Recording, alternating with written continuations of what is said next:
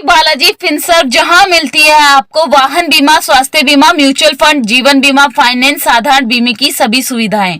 कार्यालय बानसूर महाविद्यालय के पास, बाईपास रोड, बानसूर।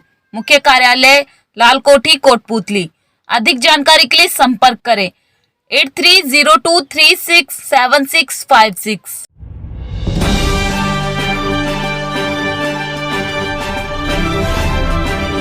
नमस्कार, आप देख रहे हैं वॉइस ऑफ कोटपुतली। जैसे इन दिनों प्रदेश में विपरजोई तूफान के आसार दिखाई दे रहे हैं, ठीक ऐसे ही वर्ष के अंत में होने वाले विधानसभा चुनावों को मद्देनज़र रखते हुए राजनीतिक दलों में और राजनीतिक गलियारों में भी तूफान आने के आसार हैं।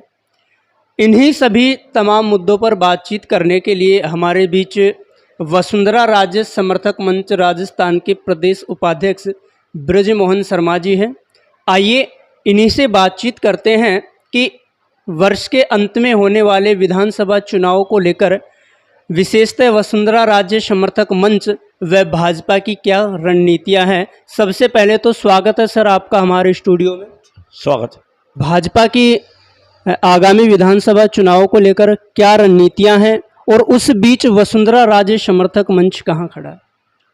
राजस्थान के अंदर वसुंधरा राज्य समर्थक मंच का गठन 20 दिसंबर 2020 को इस उद्देश्य और लक्ष्य के लिए किया गया कि राजस्थान के 2023 के चुनाव में प्रचंड बहुमत प्राप्त किया जाए और तीसरी बार लोकसभा चुनाव के चुनावों में हम प्रचंड बहुमत प्राप्त करें और भाजपा की सभी सीटों पर हम विजय का पताका फहराएं।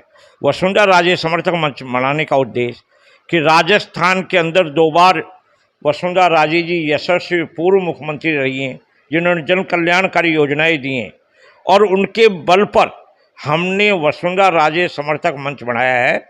इस मंच के अंदर वसुंधरा जी के प्रशंसक, फॉलोअर्स और समर्थक हैं। लेकिन भाजपा के अंदर ही एक धड़ा ऐसा है जो आप पर इल्ज़ाम लगाता है कि वसुंधरा ने वसुंधरा राज्य समर्थक मंच के नाम से भाजपा में ही एक अलग से जैसे पार्टी की तरह बना दी। ये एक सफ़ेद झूठ है। सच्चाई ये है कि राजस्थान के अंदर ही नहीं, देश के अंदर भाजपा के अंदर नमो नमो मंच बना हुआ है, सुंदर सिंह भंडारी मंच बना हुआ है, हिंदू वाहिनी मंच बना हुआ है और पंडित दीनदयाल उपाध्याय मंच बना हुआ है। राजस्थान की यशस्वी पूर्व मुख्यमंत्री वसुंधरा राजे जी, जिन्होंने राजस्थान के आम जन को जन कल्याणकारी योजनाओं के माध्यम से, विकास कार्यों के माध्यम से और संविदा कर्मियों को स्थायी करने के नाम पर देश और प्रदेश के अंदर संविदा स्थायी होंगे की भावना का एक उदय करके आम जन के दिलों पर राज कर रही हैं। इसलिए वो हमारी आदर्श हैं और आदर्श के लिए उनको आदर्श मानकर हम उन्हें तीसरी बार प्रचंड बहुमत के साथ राजस्थान के अंदर भाजपा सरकार लाने के लिए कृत संकल्पित है। हमारा उद्देश्य ये नहीं है कि हम भारतीय जनता पार्टी के समानांतर संगठन हैं। हमारा उद्देश्य है जिस तरह से अन्य मंच बने हुए हैं उन्हीं की भांति वसुंधरा राजे समर्थक मंच का प्रत्येक कार्यकर्ता समर्पित निष्ठावान कार्यकर्ता है जो भारतीय जनता पार्टी को मजबूत करना चाहता है। आपने कहा कि आपका लक्ष्य वसुंधरा राजे सिंधिया को तीसरी बार मुख्यमंत्री बनाना है। इसके लिए मंच की और भाजपा की क्या तैयारियां हैं और आगामी चुनाव में वसुंधरा राजे सिंधिया की क्या भूमिका रहने वाली है?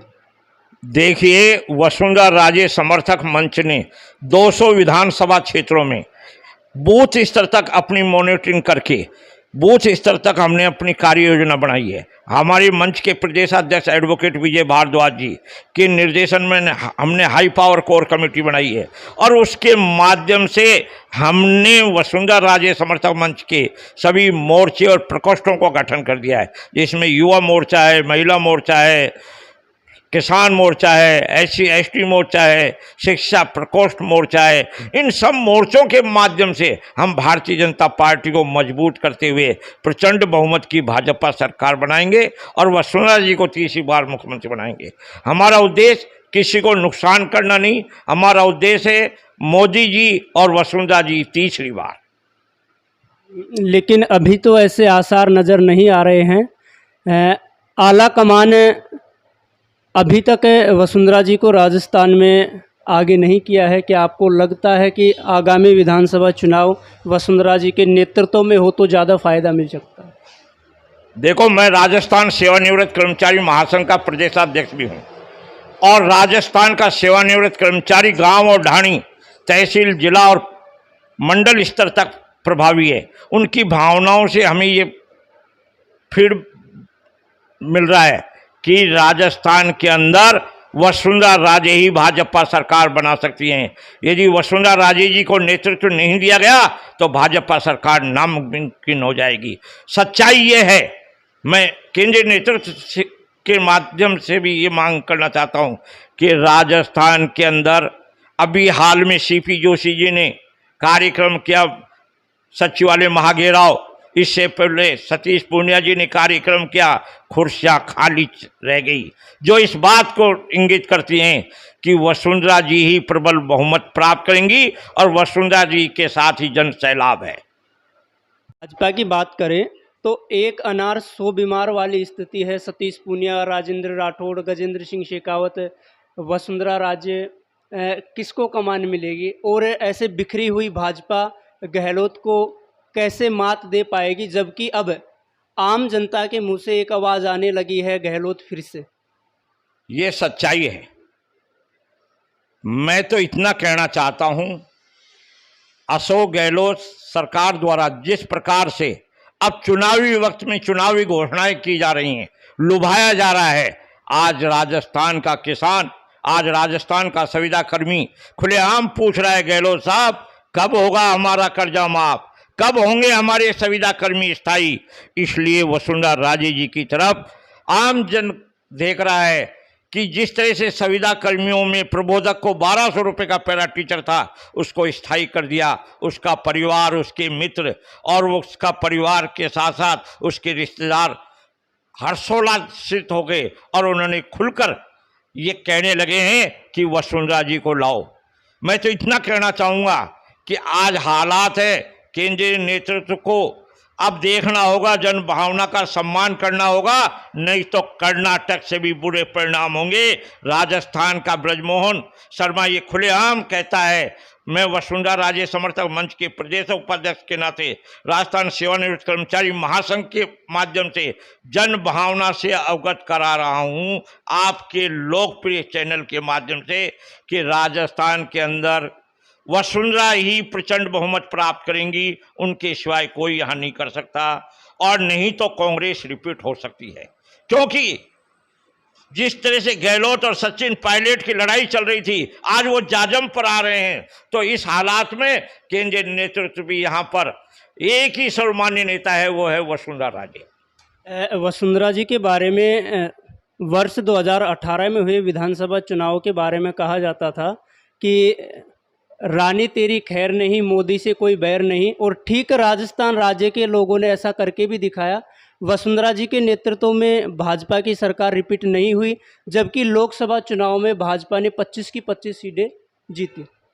सच्चाई यह है, ये धरातल स्तर पर निहित स्वार्थी तत्वों द्वारा या कहूं कि कुछ लोगों द्वारा एक फैलाई हुई अफवाह थी, और वो अफवाह इस कदर बढ़ी कि जिन लोगों से कर्मचारियों का आक्रोश था, कर्मचारियों से वसुंधरा जी नहीं मिल रही थी और वसुंधरा जी मिलना चाहती थी।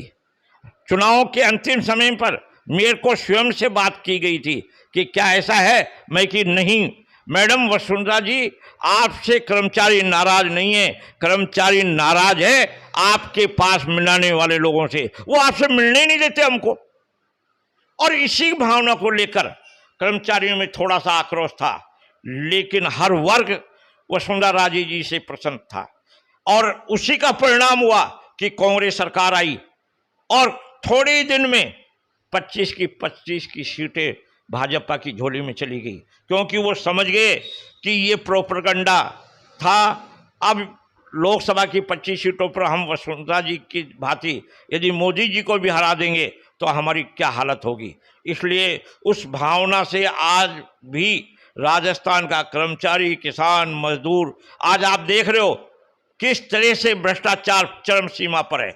आज थाने और तहसील खुलेआम भ्रष्टाचार के अड्डे बने हुए हैं, जहां FIR दर्ज नहीं हो रही, बहन बेटियां सुरक्षित नहीं है। ये सब हालात वसुंधरा राजे जी के पक्ष में है। और वसुंधरा जी को अब चाहे लोग लाख कहें, गांव और ढाणी और कस्बे और शहर में बैठा लोग कह रहा है वसुंधरा जैसी देवी स्वरूपा मातृशक्ति माँ यदि है तो वसुंधरा जी हैं, और उन्हीं के माध्यम से राजस्थान का आमजन उन्नति और प्रगति प्रदान करेगा। भ्रष्टाचार के साथ साथ ही पेपर लीक जैसे अन्य ऐसे मुद्दे थे जो गहलोत सरकार ने भाजपा को घर बिठाई दिए, लेकिन इन 4.5 वर्षों में वसुंधरा जी भाजपा की तरफ से सड़क पर नहीं आई। दूसरा, सत्ता पक्ष के ही पूर्व डिप्टी CM रहे सचिन पायलट ने भाजपा की सरकार का नेतृत्व करते हुए वसुंधरा राजे सिंधिया पर अनेक भ्रष्टाचार के और घोटालों के आरोप लगाए हैं। उन्होंने जन यात्रा तक की है।